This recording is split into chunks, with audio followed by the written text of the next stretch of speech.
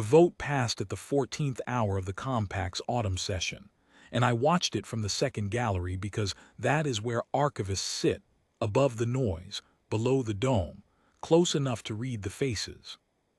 Unanimous, every delegate, not one abstention. The resolution was 3 clauses long. Clause 1. The Ardenholt-Deep-Range Relay, designation D7 in the Compact's signal registry, was declared operationally redundant following the completion of the Velanthe Automated Network Upgrade, Phase 4. Clause 2. All associated leases, maintenance contracts, and staffing authorizations were revoked effective the close of session. Clause 3. The presiding archivist, that was not me, I was junior then, was directed to transmit the decommission order to D7's sole station keeper within 48 hours. The presiding archivist, Delegate Sorath of the Calumet Reach, read the file entry aloud before the vote as procedural record required. I remember the way he said it, flat, as though reading cargo manifest. Station D7, Ardenholt, human posting, keeper, E. Vance, commissioned 31 standard years prior.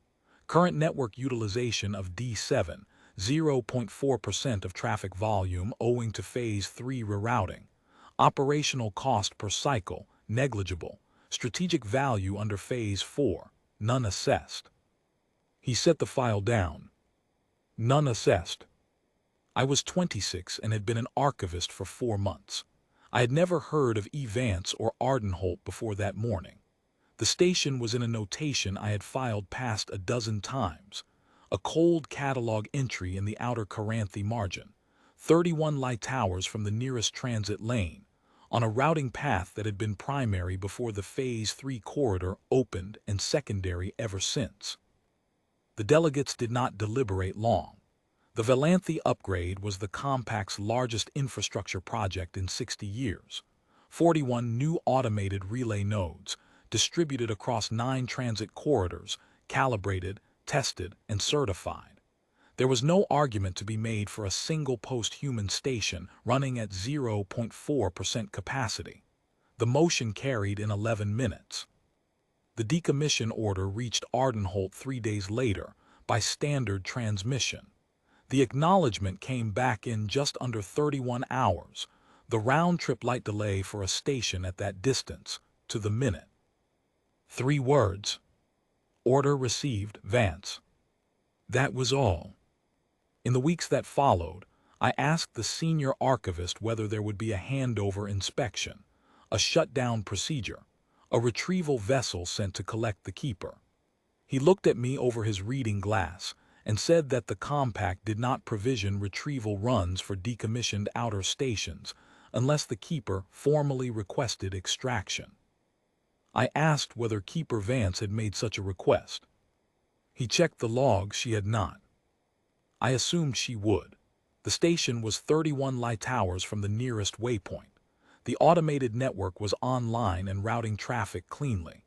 There was no reason for a human being to stay at an unmanned posting with no operational function, no traffic authorization, no maintenance budget, and a decommissioned stamp on its registry file. I assumed she would request extraction, and the Compact would send a shuttle, and that would be the end of it. The weeks became months. The Velanthe upgrade went live across all 9 corridors in the 42nd day after the vote. Delegate Sorath gave a brief address to the chamber. I transcribed it. He used the word modern 4 times and the phrase fully redundant architecture twice. The Compact published the operational report. I filed it. Ardenholt was still transmitting. Not loudly. The signal was within its licensed bandwidth, technically compliant, technically legal. The decommission order had revoked the staffing authorization, not the broadcast license, and no one had thought to file the supplementary closure on the frequency registration. It was an administrative gap, a minor one, the kind that closes itself when the keeper eventually leaves and the transmitter powers down. She did not leave. The transmitter did not power down. I noted it in a memo. The senior archivist told me to flag it for the quarterly review. The quarterly review was 61 days away.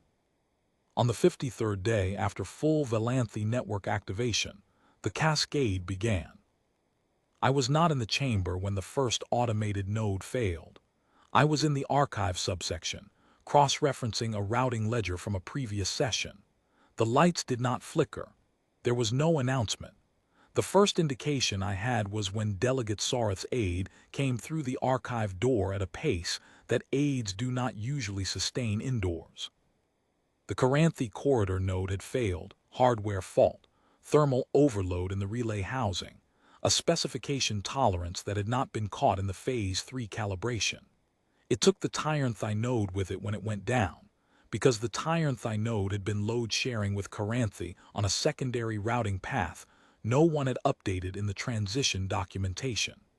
Tyranthi's failure rerouted emergency traffic to the Valanthy central hub. The hub handled it for 11 minutes before its error correction cycling began producing ghost packets on the outer reach frequencies. The outer reach nodes saw the ghost packets as active traffic and attempted to synchronize. 3 of them locked up. 41 vessels were in transit across the affected corridors. 17 of them had already lost primary navigation sync. The rest were degrading.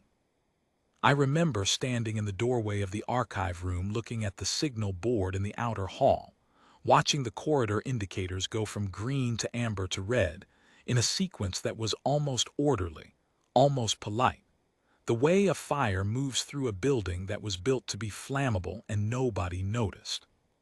It took 11 minutes for someone to check what was still transmitting in the outer reach. One signal, clean, stable within bandwidth, uninterrupted. Ardenholt D7. I will not make more of the next hour than it was. It was not cinematic.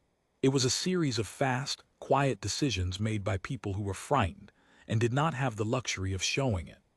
The Compact's emergency operations coordinator pulled the Ardenholt frequency as an anchor signal and broadcast a general navigation advisory across all active corridors.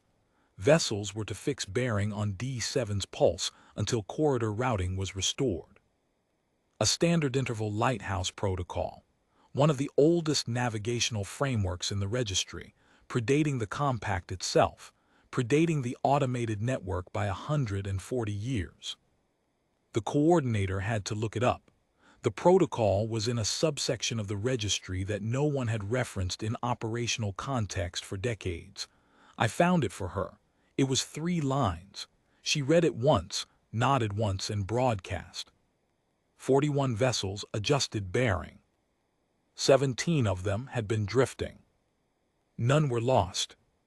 In the outer hall, I heard one of the corridor traffic officers say, quietly, to no one in particular, that the Ardenholt signal was cleaner than anything the automated nodes had produced at equivalent range. Steady interval. No drift.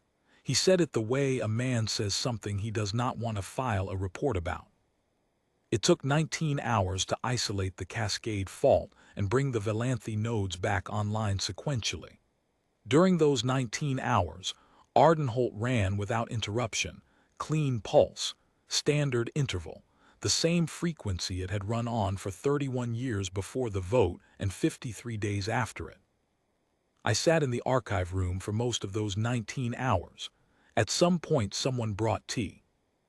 At some point, I realized that I had never once asked, in the months since the decommission vote, what Keeper Vance's background was, whether she had served on vessels, whether she understood transit corridors, whether she had any way of knowing that the frequency she was maintaining, in a station with no official traffic and no budget and a closed file, was the only one in the outer reach that the automated network could not replicate under cascade conditions.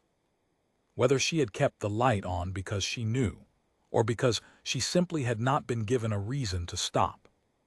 The Compact reinstated the Ardenholt posting 11 days later. The session was brief. There was no address. Delegate Sareth was not present. He had requested a scheduling conflict be noted in the record. The motion passed with the same unanimity as the first one and in roughly the same time.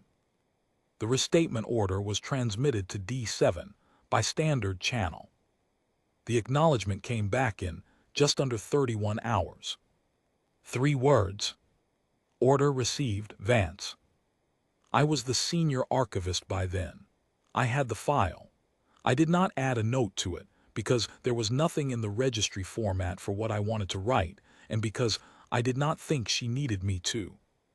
She had not asked for acknowledgement the first time. She had not asked for it during the 53 days when the file said her post did not exist. She was not, I suspected, asking for it now. I filed the restatement order, closed the session transcript, and walked back to my desk. Somewhere 31 light hours out, in a station the compact had voted to erase, a light was still on. It had never been anything else.